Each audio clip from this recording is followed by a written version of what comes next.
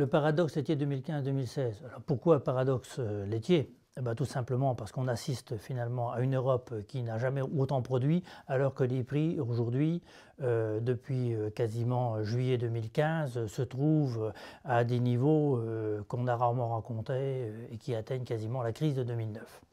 Donc baisse des prix qui se poursuivent, surproduction européenne avec des pays tels que l'Irlande qui font plus 20% en janvier 2016 comparé à janvier 2015, l'Irlande plus 15%, le Danemark, l'Espagne plus 6%, l'Allemagne largement plus 4%, même la France qui était en sous-réalisation drastique sous l'ère des quotas fait plus 1,6%. Donc pourquoi quelque part de toute manière on continue à produire? Eh bien finalement voilà, après 30 ans des quotas, il y a eu un engouement et il y a en contrepartie un marché qui n'est pas à la hauteur avec bien sûr l'embargo russe et la Chine et l'Asie plus largement qui ne revient pas aux importations. Les prix s'effondrent avec des poudres de lait qui aujourd'hui sont au niveau du seuil d'intervention, voire en dessous. Et on n'assiste toujours pas à un frein de cette production, à tel point qu'on réfléchit à un certain nombre de mesures de régulation sous l'impulsion de la France, mais pour qu'elles vaillent et qu'elles soient opérationnelles, il faut qu'elles soient à l'échelle européenne. Donc pour les producteurs, ça donne quoi? Ça donne un prix du lait qui est aujourd'hui sur les premiers mois 2016 à 290 €. On perd quasiment de l'ordre de 60 € par rapport à début 2015. On arrive aujourd'hui à une zone européenne qui ne couvre pas ses productions, la France, l'Allemagne, mais aussi les autres pays.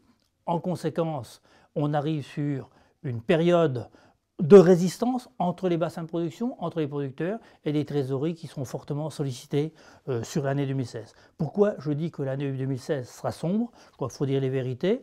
Parce qu'aujourd'hui, de toute façon, on arrive sur une saisonnalité qui donne lieu à un pic de production jusqu'à la fin du printemps.